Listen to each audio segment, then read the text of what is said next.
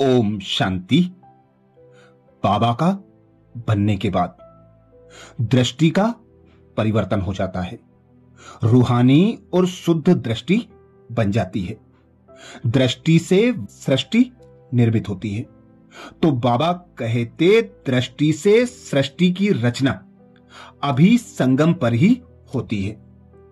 सभी अव्यक्त स्थिति में रहते व्यक्त में कार्य कर रहे हो ना। जैसे बाप अव्यक्त होते व्यक्त में प्रवेश हो कार्य करते हैं, वैसे बाप समान बने हो। बाप समान बनेंगे तब ही औरों को भी बाप समान बना सकेंगे। अपने आप से पूछो कि दृष्टि बाप समान बनी है, वाणी और संकल्प बाप समान बने हैं। बाप को क्या स्मृति में रहता है जानते हो? बाप की स्मृति में सदा रहता है और आपकी स्मृति में सदैव क्या रहता है?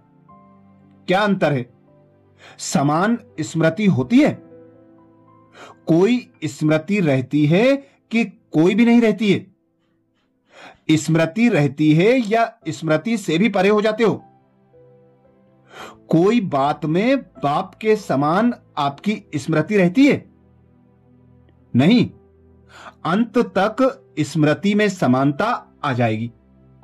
नंबर वार फर्स्ट बच्चे और बाप में फर्क रहेगा, बाप दादा में फर्क रहेगा, समानता आ जाएगी।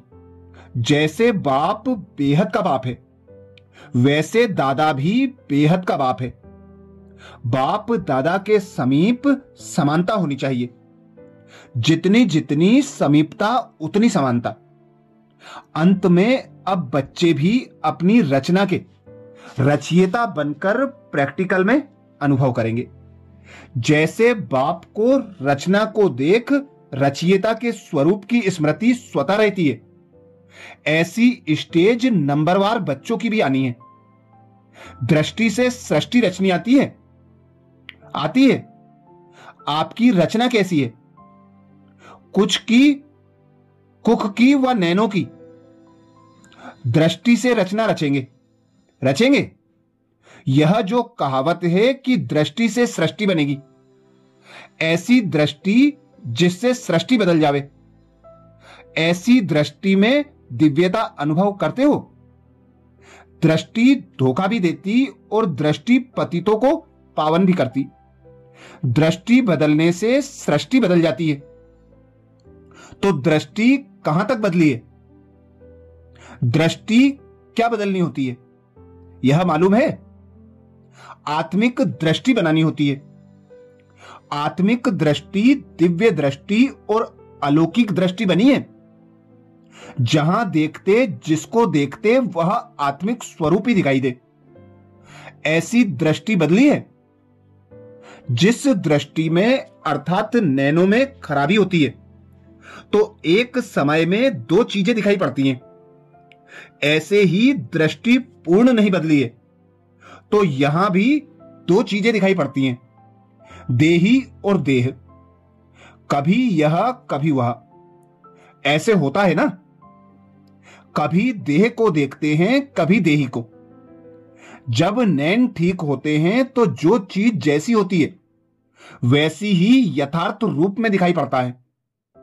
ऐसे ही यह दृष्टि भी जब बदल जाती है तो जो यथार्थ रूप है वह दिखाई पड़ता है। यथार्थ रूप है ही देही ना कि देह। जो यथार्थ रूप है वह दिखाई दे। इससे समझो कि दृष्टि ठीक है। दृष्टि के ऊपर बहुत ध्यान रखना है। दृष्टि बदल गई तो कब धोखा नहीं देगी। साक्षात्कार दृष्टि से ही करेंगे और एक एक की दृष्टि में अपने यथार्थ रूप और यथार्थ घर तथा यथार्थ राजधानी देखेंगे। इतनी दृष्टि में पावर है। अगर यथार्थ दृष्टि है तो सदैव अपने को चेक करो कि अभी कोई भी सामने आवे तो मेरी दृष्टि द्वारा क्या साक्षात्कार करेंगे। जो आपकी वृत्ति में होगा वैसा अन्य आपकी दृष्टि में देखेंगे। अगर वृत्ति देह अभिमान की है, चंचल है, तो आपकी दृष्टि से साक्षात्कार भी ऐसे ही होगा। औरों की भी दृष्टि वृत्ति चंचल होगी, यथार्थ साक्षात्कार कर नहीं सकेंगे। यह समझते हो? इन्हों की ट्रेनिंग है ना। इस ग्रुप के लिए मुख्य विषय है अपनी वृत्ति के सुधार से अपनी दृष्टि को दिव्य बनाना। कहां तक बनी है? नहीं बनी तो क्यों नहीं बनी है, इस पर इन्हों को स्पष्ट समझाना।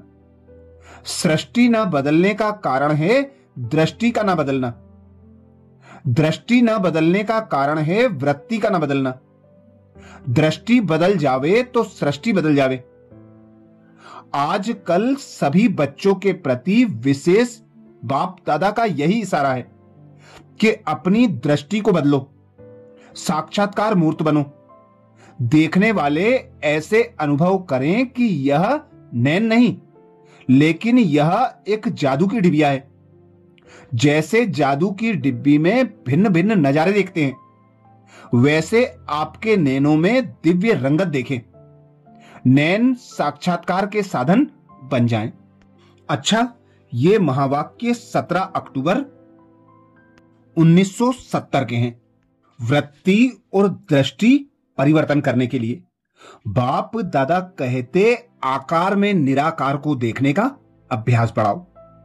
आकार को देखते निराकार देखने का अभ्यास हो गया है। जैसे बाप आकार में निराकार आत्माओं को ही देखते हैं, वैसे ही बाप समान बने हो। सदैव जो श्रेष्ठ बीज होता है उसी तरफ ही दृष्टि और वृत्ति जाती है। तो इस आकार के बीच श्रेष्ठ कौन सी वस्तु है? निराकार आत्मा है ना। तो रूप को देखते हो व रूह को देखते हो, क्योंकि अब तो अंतर को भी जान गए हो और महामंत्र को भी जान गए हो। जान लिया, देख भी लिया, बाकी क्या रहा? बाकी स्थित रहने के बाद में अभ्यासी बने हो। हरेक ने अपना अपना अनुभव बताया। ऐसे समझें अंत तक पहले पाठ के अभ्यासी रहेंगे, अंत तक अभ्यासी हो रहेंगे व स्वरूप भी बनेंगे। अंत में कितना समय पहले ये अभ्यास समाप्त होगा और स्वरूप बन जाएंगे। जब तक शरीर छोड़ेंगे तब तक अभ्यासी रहेंगे। पहले पाठ की समाप्ति कब होती है? पहले पाठ की समाप्ति कब होती है जानते हो? जो समझते हैं अंत तक अभ्यासी रहेंगे, बाबा कहते वह हाथ उठाओ। आकार में निराकार को देखने की बात पहला पाठ पूछ रहे हैं। अभी आकार को देखते निराकार को देखते हो। बातचीत किससे करते हो?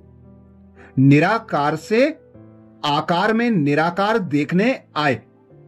इसमें अंत तक भी अगर अभ्यासी रहेंगे तो देही अभिमानी का अथवा अपने असली स्वरूप का जो आनंद वह सुख है वह संगम पर नहीं कर सकेंगे। संगम युग का वर्षा कब प्राप्त होता है? संगम युग का वर्षा कौन सा है? अतीन्द्रिय सुख का। यह अंत में मिलेगा क्या? जब जाने वाले होंगे। आत्मिक स्वरूप हो चलना व देही हो चलना, यह अभ्यास नहीं है। अभी साकार को व आकार को देखते आकर्षण इस तरफ जाती है, वह आत्मा तरफ जाती है। आत्मा को देखते हो ना। आकार में निराकार को देखना, यह प्रैक्टिकल और नेचुरल स्वरूप हो ही जाना चाहिए। अब तक शरीर को देखेंगे क्या? सर्विस तो आत्मा की करते हो ना। जिस समय भोजन स्वीकार करते हो तो क्या आत्मा को खिलाते हो? वह शरीर भान में करते हो। सीढ़ी उतरते और चढ़ते हो। सीढ़ी का खेल अच्छा लगता है। उतरना और चढ़ना किसको अच्छा लगता है? छोटे छोटे बच्चे कहां भी सीढ़ी देखेंगे तो उतरने चढ़ने लग पड़ते हैं। तो क्या अंत तक बचपन ही रहेगा क्या? वानप्रस्थी नहीं बनेंगे? जैसे शरीर की भी जब वानप्रस्थ अवस्था होती है तो धीरे धीरे बचपन के संस्कार मिटते जाते हैं। तो यह उतरना चढ़ना बचपन का खेल कब तक होगा? साक्षात्कार मूर्त तब बनेंगे जब आकार में होते निराकार अवस्था में होंगे। अगर ऐसे समझेंगे कि अंत तक अभ्यासी रहना है तो इस पहले पाठ को परिपक्व करने में ढीलापन आ जाएगा। फिर निरंतर सहज याद व स्वरूप की स्थिति सफलता को देखेंगे नहीं। शरीर छोड़ेंगे तब सफल होंगे, लेकिन नहीं, यह आत्मिक स्वरूप का अनुभव अंत के पहले ही करना है। जैसे अनेक जन्म अपने देह के स्वरूप की स्मृति नेचुरल रही है, वैसे ही अपने असली स्वरूप की स्मृति का अनुभव भी थोड़ा समय भी नहीं करेंगे क्या? यह होना चाहिए। यह पहला पाठ कंप्लीट हो ही जाएगा। अच्छा, ये विशेष महावाक्य 28 जुलाई 1971 के थे।